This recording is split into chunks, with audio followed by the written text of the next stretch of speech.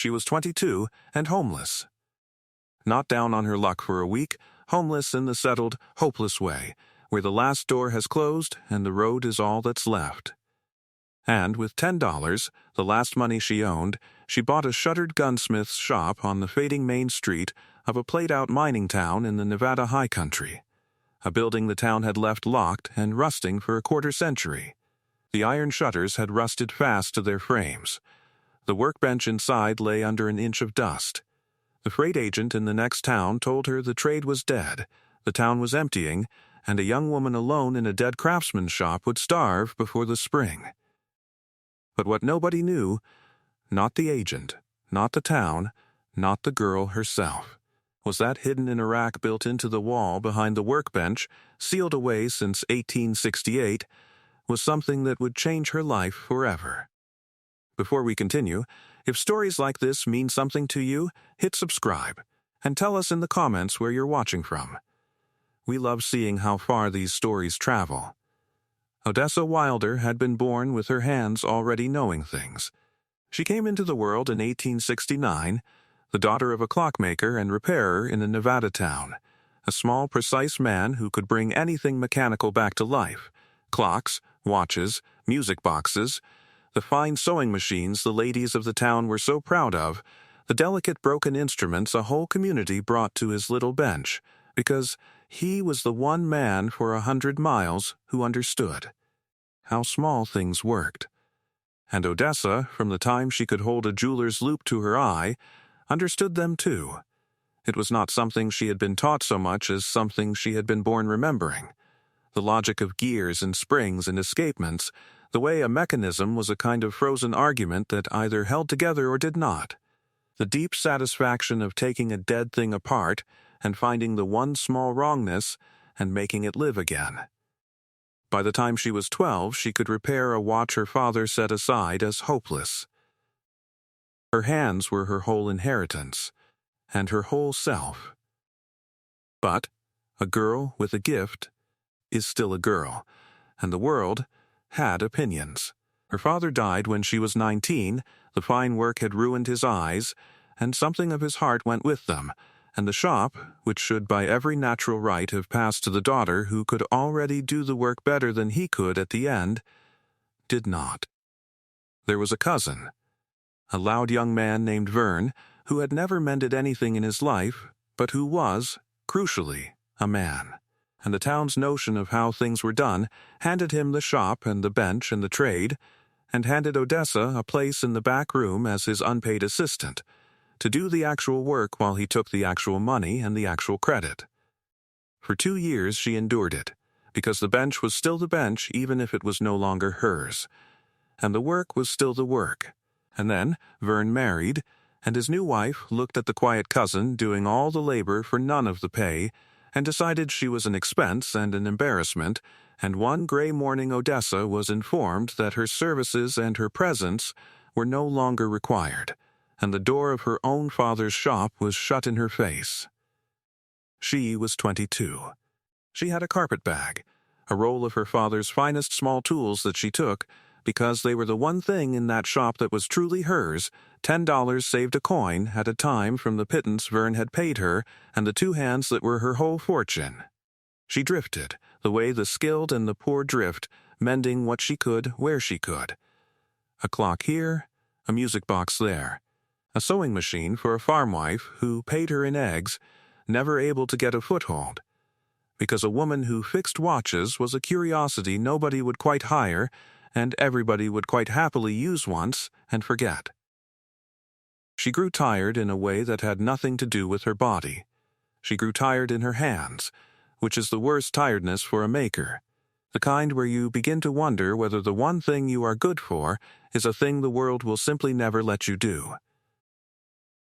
She heard about the gunsmith's shop the way she heard about everything, by asking careful questions in the places where the traveling and the working talked. There was a dead town up in the Nevada high country, a teamster told her, Calder's bar that had boomed silver and busted hard, and among its locked and rotting buildings was an old gunsmith's shop that had stood shuttered for 25 years, ever since the smith who kept it died. The county would take $10 for it just to be shut of the tax rolls. Who'd want a gunsmith's shop in a dead town? The teamster laughed. But Odessa Wilder did not laugh, and here is why.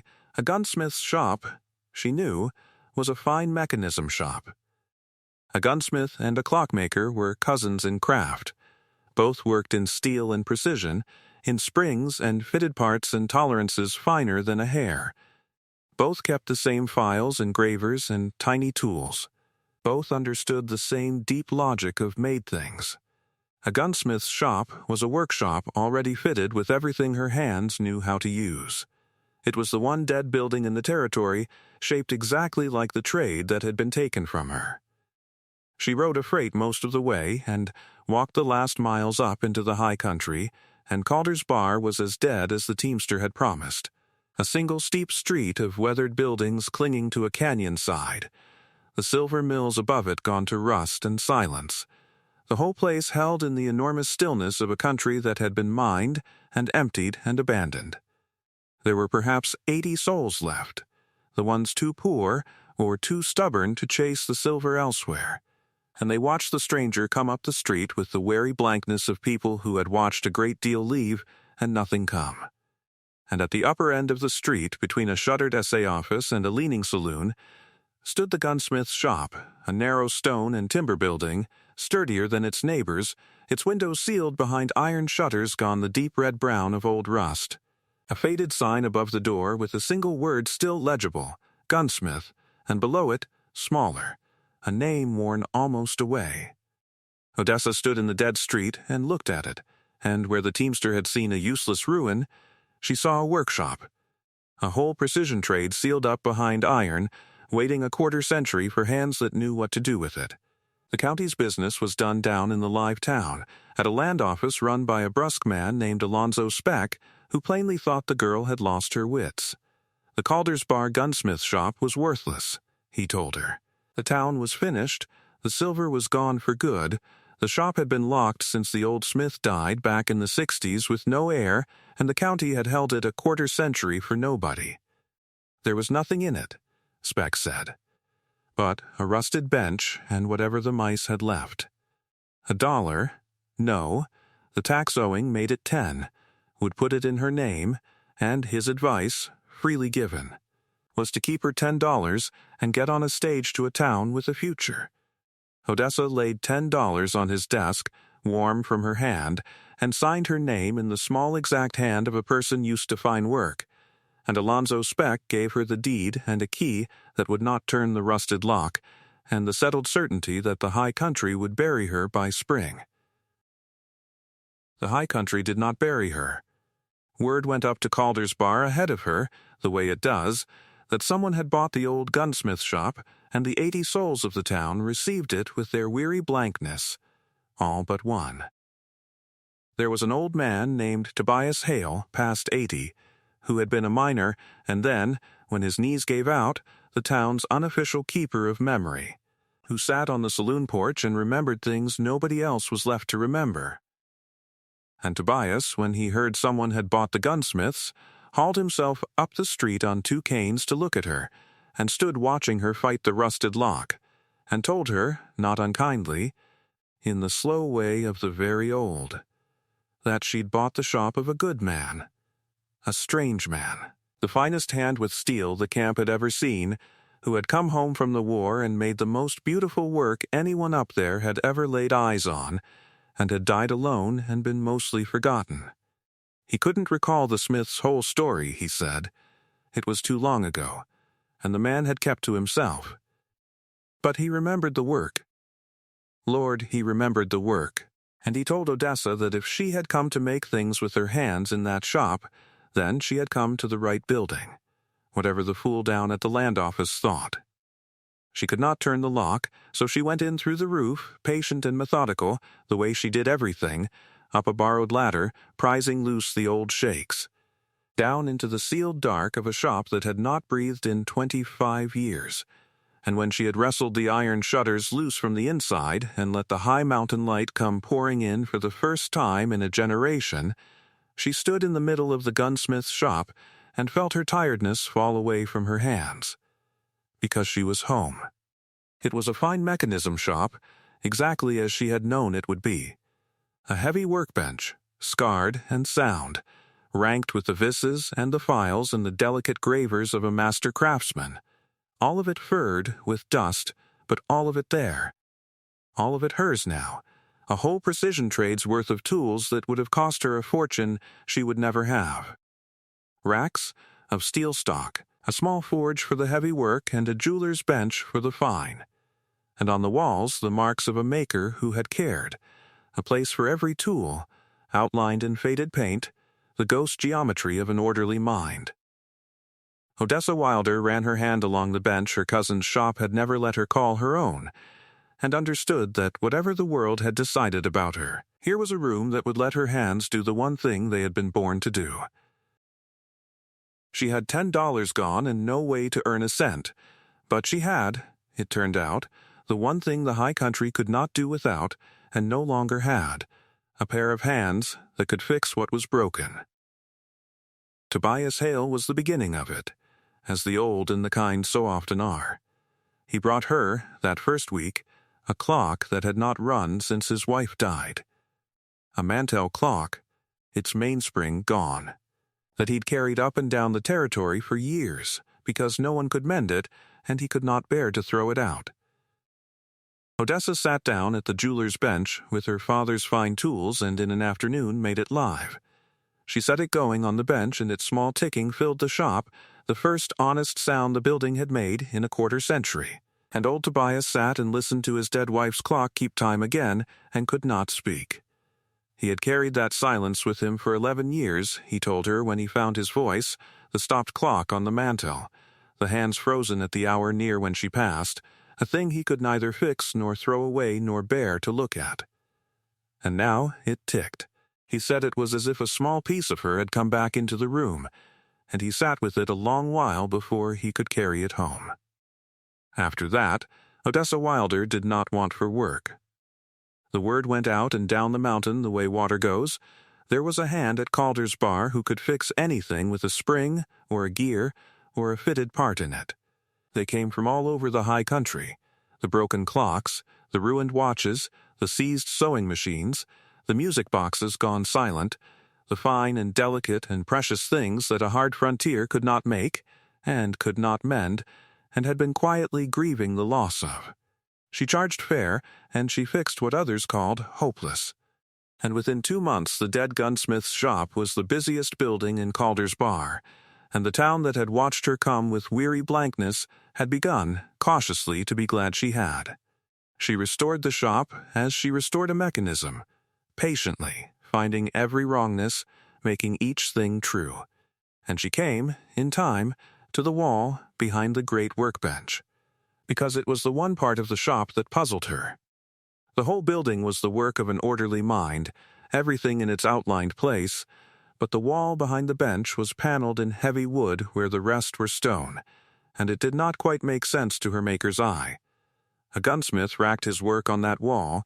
She could see the ghosts of the racks in the faded paint, the places where finished pieces had hung. But the paneling was deeper than it needed to be, and when she measured it, she measured everything. It was in her nature. The wall behind the bench was a hand's breadth thicker than the stone wall it was built against. A clockmaker's daughter knows when a case has a false bottom. This wall had a space behind it that had no honest reason to be there. She found the catch the way she found everything, by understanding how a careful mind would have made it. A man who built a hidden rack would not build a crude one. He would build it the way he built everything, cleverly, in keeping with the work. She studied the paneling until she saw it. One of the wooden pegs that appeared to hold a tool rack was not a peg, but a lever, worn smooth by a hand that had turned it many times, and when she turned it a whole section of the paneling swung out on a hidden pivot, silent and perfectly balanced even after 25 years, the work of a master. Behind it was a shallow concealed cabinet built into the thickness of the wall, dry and dark and untouched, and in it, cradled in fitted brackets a craftsman had made to hold it exactly, the way you would cradle the one thing you loved best in the world, lay a long, cloth-wrapped shape, and beneath it a flat tin box, and folded on top a letter the paper gone amber, the hand small and controlled and beautiful. The hand of a man who had spent his life on precision. Her hands, trained to steadiness by 10,000 delicate repairs, were not quite steady as she lifted the letter into the light and read. To whoever opens this rack, it began. You found it because you understand made things, because you measured a wall and trusted the measurement over the appearance, and because you knew that a careful maker hides things carefully. That tells me you are a maker too, and so I can speak to you as one maker to another, which is the only way I ever knew how to speak truly. Sit. This is the confession of a man who spent half his life making instruments of death and the other half trying to unmake what that did to his soul, and I have waited a long time in the dark to tell it. His name had been Elias Thorne, no relation. Odessa would think later, to any Thorne she'd known, just one of the common names the frontier was full of. And he had been, the letter said, the finest gunsmith in 3 territories, and he had come to hate it. He had learned the trade as a young man for the love of the precision in it, the pure craft, the way a well-made mechanism was a kind of honesty in steel. And then the war had come, and a man who could make fine mechanisms was a man the war wanted, and Elias Thorne had spent 4 years making and mending the instruments of killing on a scale he could not, afterward, stop seeing when he closed his eyes. He had come west after the surrender to get away from all of it, and had opened a gunsmith's shop in a silver camp, because it was the only trade his hands knew, and had spent 3 years making guns for miners and hunters and hard men, and had felt his soul going gray inside him, because every beautiful thing he made was still, at the bottom, a thing made to end a life. And he had made enough of those in the war to last 100 years. I could not go on making them, the letter said. But a man must use his hands or die, and mine knew only steel and precision. So in my last years I made a resolution, and I kept it, and it saved what was left of me. I resolved that I would make one last piece, the finest thing I had ever made. The whole of my craft poured into a single object, and that this piece would be made not to kill but only to be beautiful, a thing of pure craft with no purpose but to prove to my own gray soul that these hands could make something that was only wholly good.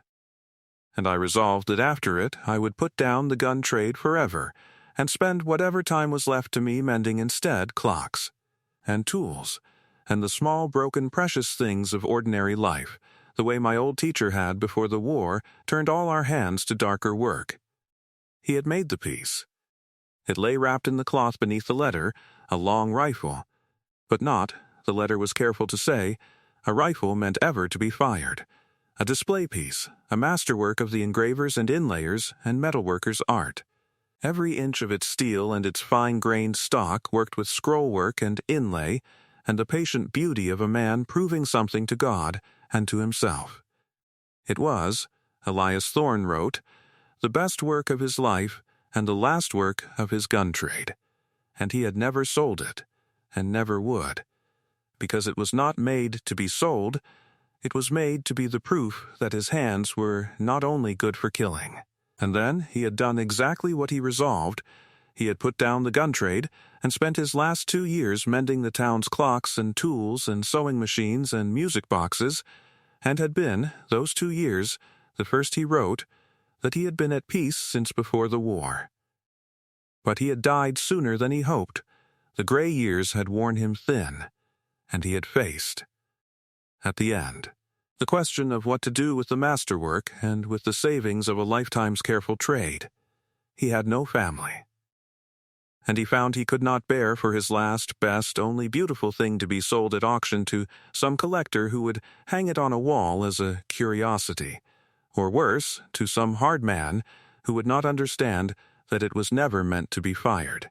So he had hidden it in the rack he built for it with his own hands, behind the bench where his best work was done, and with it his savings, and he had written this letter, and he had left it all not to a person but to a kind of person, to whoever should some day come and find the rack, which only a fellow maker ever could.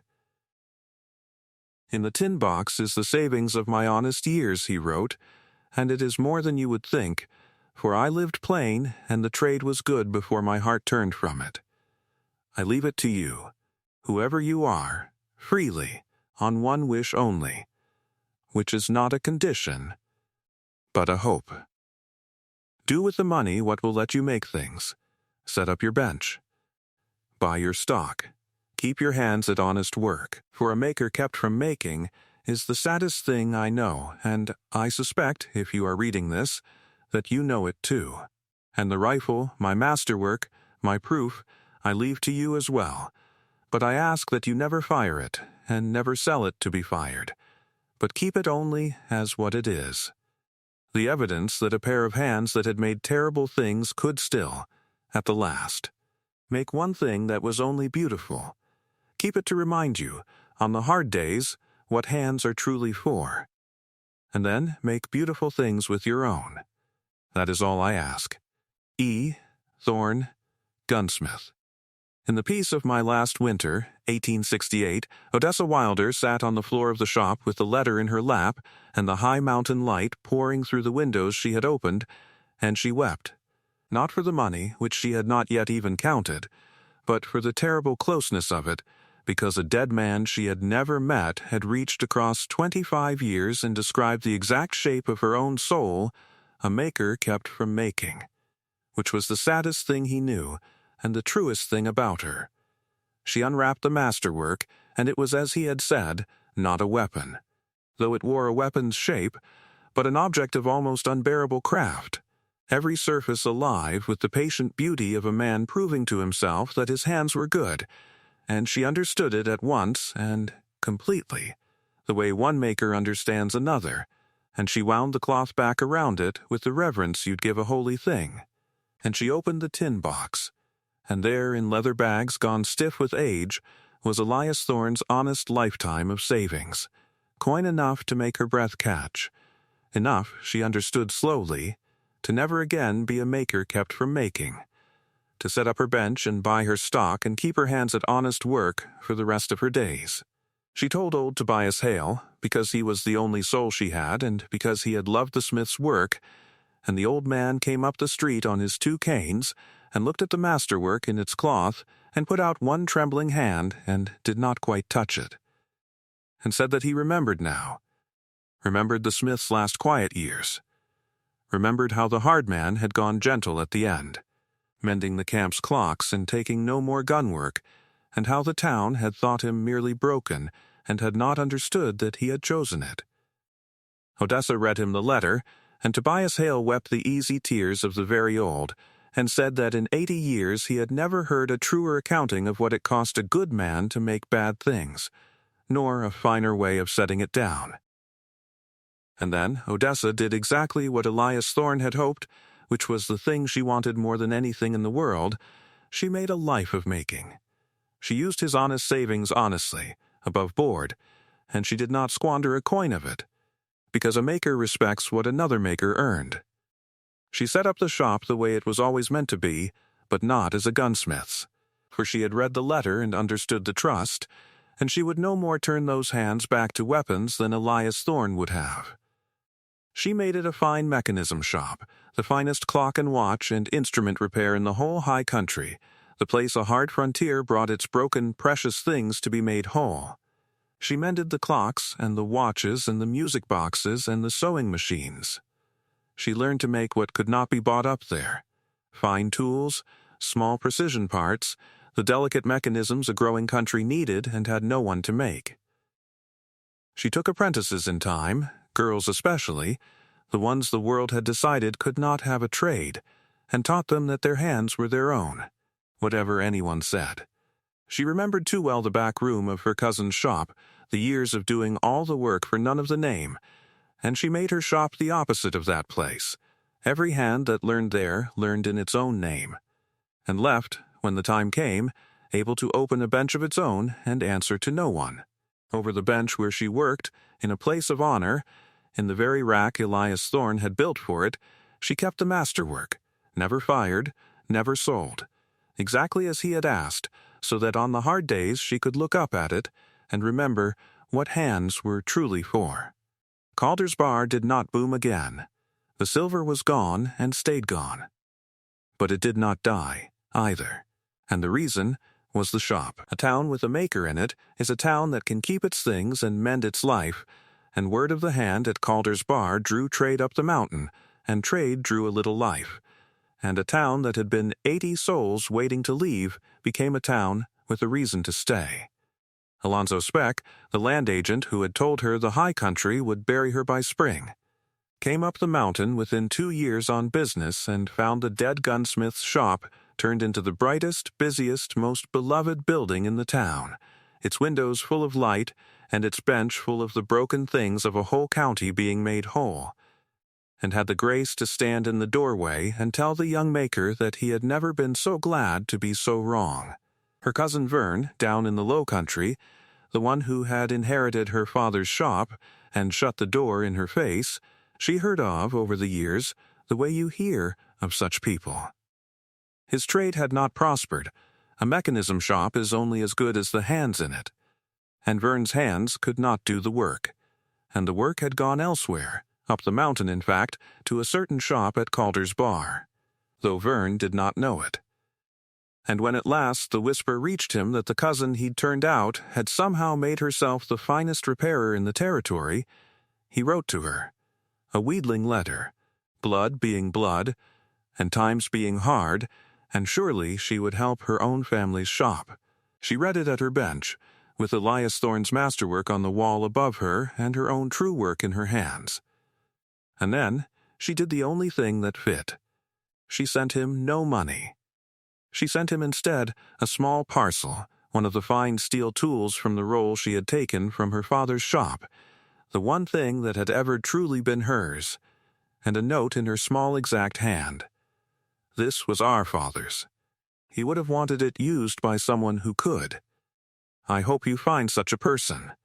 She kept the rest of the roll, and Vern did not write again, and she did not think of him often, because a maker at her bench has little time for people who never learned what hands are for.